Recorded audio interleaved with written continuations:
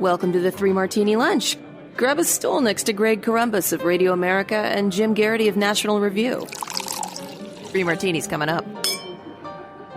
Glad you're here for the Thursday edition of the Three Martini Lunch. Your stool awaits. We have good, bad, and crazy martinis for conservatives today. And Jim, our good martini is definitely not good news for a certain Republican, but it's good news for conservatives nonetheless.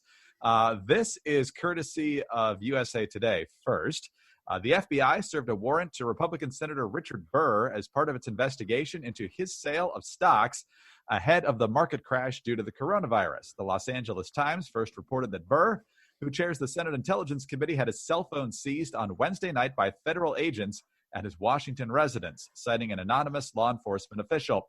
NBC also reported that the senator was served an FBI warrant and that his phone was seized. Burr's office declined to comment on the matter when reached by USA Today on Wednesday night. But we have more news today because Burr has decided, as a result of all this, at least temporarily step aside as chairman of the Senate Intelligence Committee. The long and very emotional statement from Mitch McConnell reads like this. Senator Burr contacted me this morning to inform me of his decision to step aside as chairman of the Intelligence Committee during the pendency of the investigation. We agree that this decision would be in the best interest of the committee and will be effective at the end of the day tomorrow. End statement.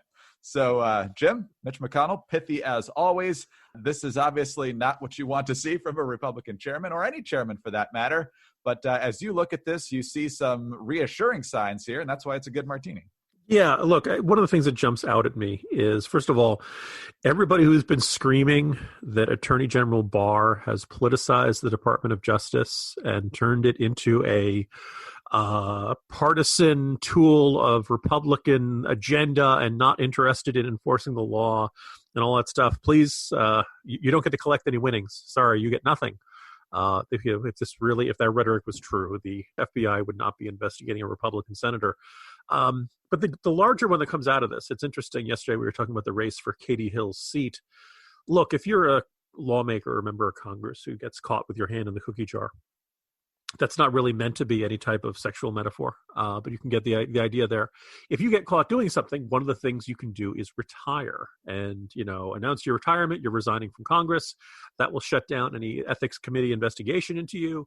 And then you go off and you make a good living outside of that. And if you're an elderly member of Congress who's been there for a long time, and Burr is not expected to be around for much longer, the easy thing to do is to just say, he's almost on his way out anyway.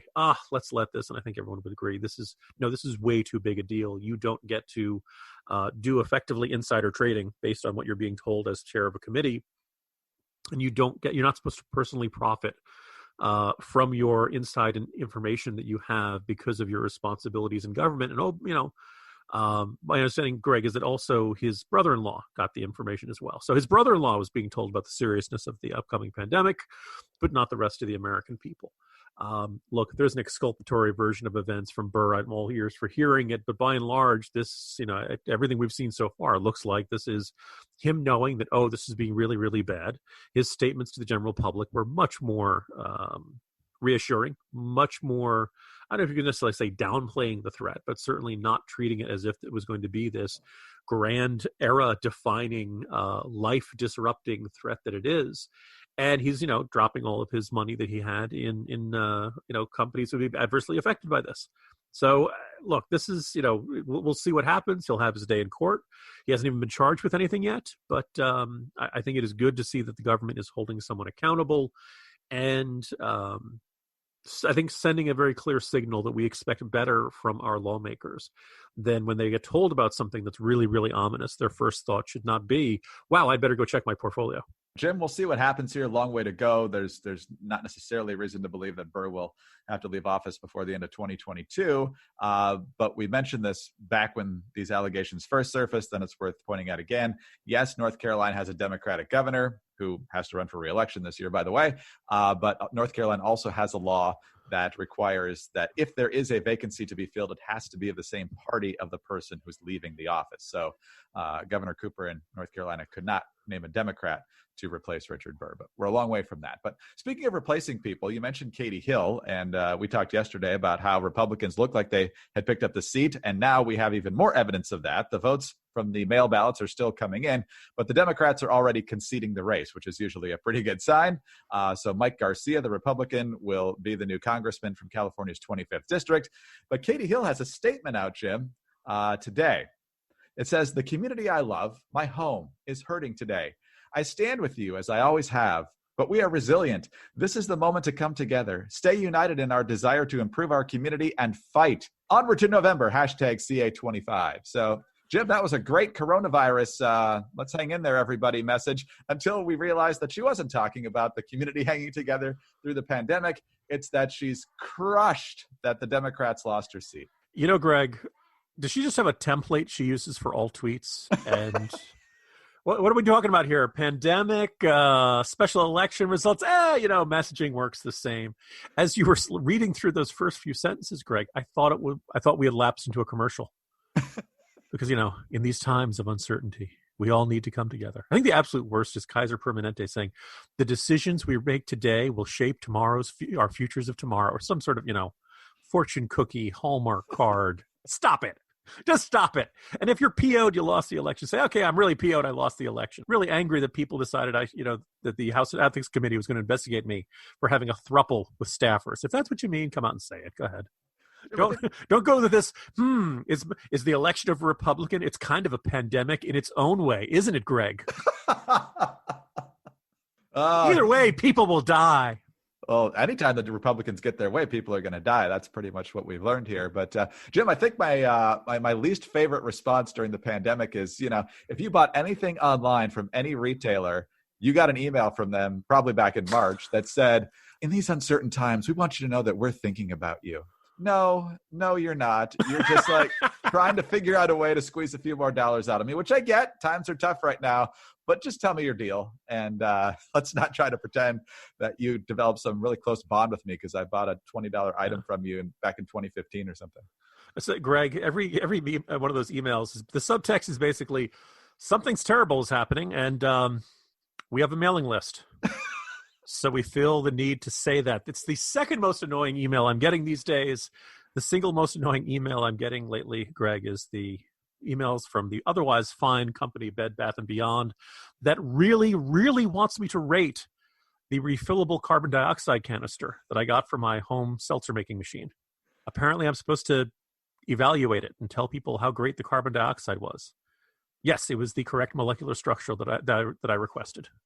Well, let's talk about our bad martini now, Jim. And it's not like you and I are in the business of giving advice to Joe Biden, but Joe Biden is effectively the presumptive Democratic nominee. We usually don't give that title until they've eclipsed the number of delegates required for the nomination. But in this situation, Bernie's already dropped out. He's endorsed. I mean, it's unless there's some shenanigans at the convention or at the DNC level, Joe Biden's going to be the nominee, even though a quarter of Democrats still wish he'd be replaced on the ticket, which might be why he's doing this. But nonetheless, Biden and Bernie Sanders are putting together unity task forces, which indicate that Biden is still tacking hard left in order to shore up his base and less about trying to win over the middle, what's left of the middle these days. And so this task force includes some interesting characters, including one top Sanders ally named Stephanie Kelton. Kelton, according to the Washington Free Beacon, is a leading advocate of modern monetary theory, which rejects concerns about deficit spending and calls for the funding of radical progressive policies by printing more money.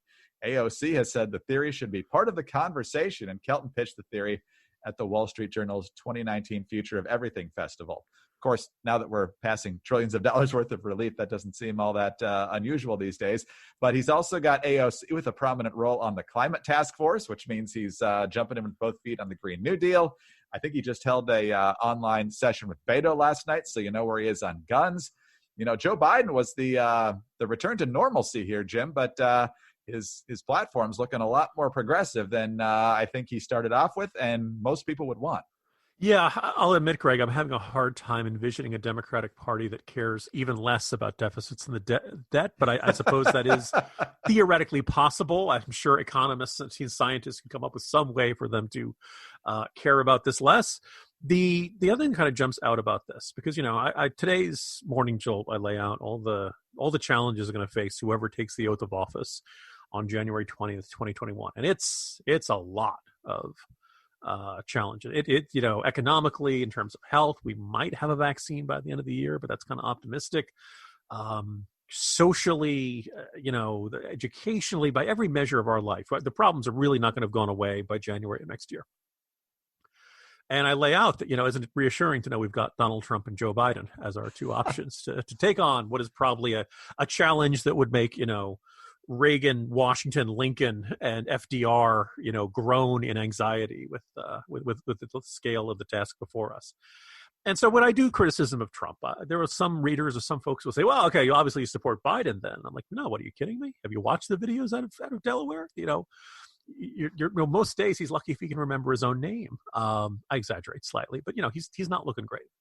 And people will say, "Oh, Jim, I remember you guys during the when the Democratic primary was more competitive, you preferred Biden to Sanders." Well, yeah, I mean, give me a choice between the out and out socialist and backslapping good old Joe Biden. Sure, I preferred the less ideological of the two, but that doesn't really mean that Biden is I keep saying Biden is a centrist by the standards of the mainstream media.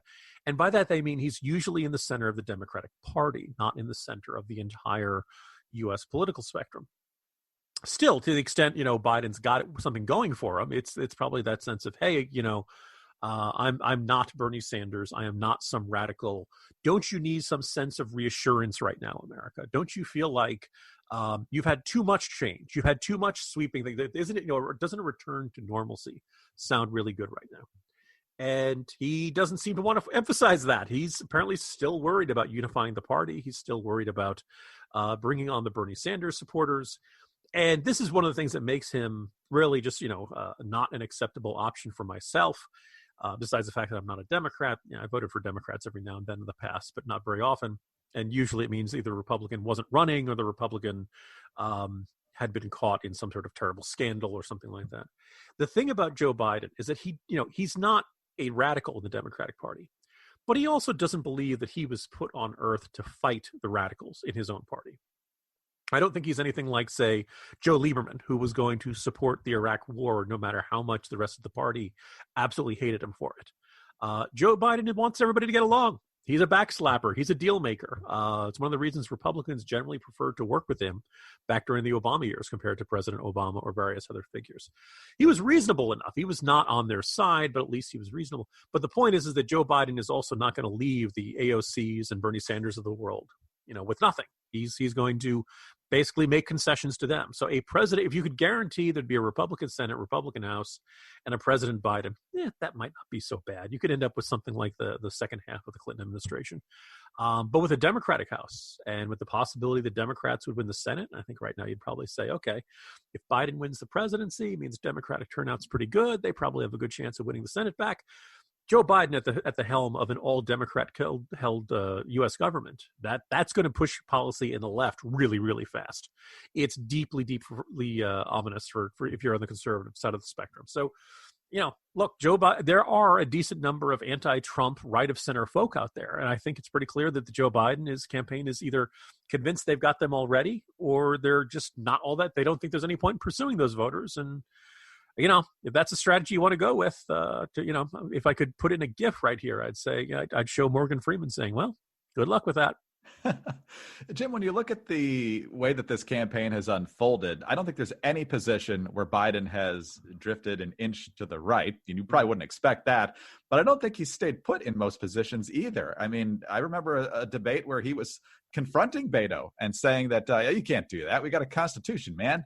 And now they're buddy-buddy on the gun agenda. I don't think he was for banning fracking at the start of the campaign, but that's kind of where he got pushed on this.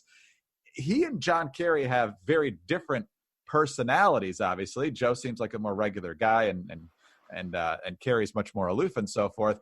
But they both kind of strike me with this, look, what position do you want me to have that's going to help me win here? I'll do whatever you want. Am I wrong on that? No, I think you're very accurate on that in the sense that going back to, you look back to when people were seeing the rise of Trump, and there was this philosophy of, look, this is a guy who loves being on television, loves giving rallies, loves, raging on Twitter.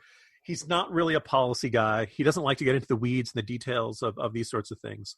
And the old, the philosophy that says by the time a decision gets to the president's desk, it's been narrowed down to about 2 or 3 options. Personnel is policy, as they said in the Reagan administration. So what really would matter are the people around the president. Well, I think we've seen some interesting observations on that in the Trump presidency. But look, Biden himself is, going to be entirely determined by the staff around him, particularly if you suspect that he is not as mentally sharp as he used to be. You're right. The example of, he's going to, he could rebuke Beto one moment, then he says he eagerly brings Beto onto the team. I think there's a little bit of Rodney King to Joe Biden. Can't we all just get along? And so he's not in the business of challenging the rest of his party. When people are complaining about, Joe Biden's stands that are out of step with the rest of the party, they generally mean things he said back in the 1990s and maybe back in the early days of the Obama administration. But the argument that the Obama administration wasn't progressive enough for these people. But it's not like Joe Biden is a force for centrism that's pushing back upon any of this. And I think you're right. I think that, the rhetoric from Biden is relatively generic. The policy, the white papers might be more detailed, but let's face it, we're lucky if Biden's even looked at that stuff. Never mind that he's had any real hand in he certainly, the odds are not good that he's going to remember those white papers anytime. This is all on the assumption that white papers produced during a campaign have some relation to the actual policies enacted by that administration. And that's, they've never been more than a distant relation to begin with. But the idea that, Biden will pretty much sign whatever a Democratic Senate, Congress sends to his desk. Honestly, I think whatever any Congress sends to his desk, he's not, going to be, if not quite a rubber stamp. He doesn't want to be a guy who's constantly fighting either the Republicans or his own party. And if you don't like the direction of the Democratic Party, that makes him kind of a bigger gamble than you'd like to have heading into what's probably going to be still a very challenging time for the country. All right, Jim, let's move on to our crazy martini, and this deals with the White House right now. Yahoo News is looking at the efficiency and effectiveness and accuracy of these quick tests for the coronavirus that are being used in a number of places, including the White House. And here's what Yahoo says. The study looked at Abbott Laboratories' ID Now molecular COVID-19 rapid test, which Trump hailed as a whole new ballgame at a March 30th news briefing because it boasted of delivering positive results in as little as 5 minutes. But the New York University researchers concluded that when testing swabs were stored before use in a stabilizing solution, the Abbott test missed at least 1/3 of positive results that were found using a different, more time-consuming procedure called the Cepheid Expert Express SARS-CoV-2 test. Man, that just rings. That's great branding right there. Last month, responding to concerns about false negative results, Abbott changed its protocol to recommend using dry nasal swabs rather than storing them in a solution that could dilute the samples. But the researchers concluded that actually increased the rate of false negatives to 48%. So, Jim, best case scenario, you've got a lot of people potentially coming into the White House and other places where this test is being used that might actually be positive, but we're not knowing about it. Yeah, I saw this story, Greg, and my reaction was just profanity, except I didn't say profanity, because this is really ominous. This is really bad. And you think about, for all of my criticism of the president, I really don't want him to get the coronavirus. I think, we saw the experience of Boris Johnson. The president is in his 70s. He appears to be in good shape for a man of his 70s, but you just never know with this kind of disease. And I want the president, whatever my disagreements with him, on his post, able to make his decisions, able to handle his duties to the best of his abilities for here on out. And the possibility and protecting a head of state is probably going to be a little more challenging than protecting anybody else, because just the job just requires them to interact with lots of people. And I think it's pretty obvious the president does not like to wear a mask. He kind of feels it would be some sort of non-reassuring message to the country. I think some people have argued accurately if the president wore a mask, maybe lots of other people would wear a mask. But he doesn't want to. Fine. The job will necessarily have him interacting with lots of people throughout the day. I'm glad that people in the White House are starting to wear the mask. But even if, let's say, this NYU study of these coronavirus tests is exaggerating how often they give a false negative. Look, when it comes to testing, false positives are really frustrating and scary. But, worse comes to worse, you quarantine yourself and you didn't really need to. And, you're okay, right? What really frightens you, or should really frighten us, is the possibility of false negatives, because this means you have the coronavirus. The test tells you you don't, and you go around interacting with people, not trying to self-isolate, and the possibility you will spread this further. And if you have a decent number, and I guess it's really frustrating. Let's assume this NYU study is not measuring the tests accurately, or something's wrong with that. Let's assume that's not half and half. Okay, fine. Even the best tests are going to be wrong. If you get 95% accuracy, you think you're doing terrific, right? If you think you got 90%, you're doing fine. 80%. Okay? Well, think about how many tests they're doing in the White House every day. A considerable amount, right?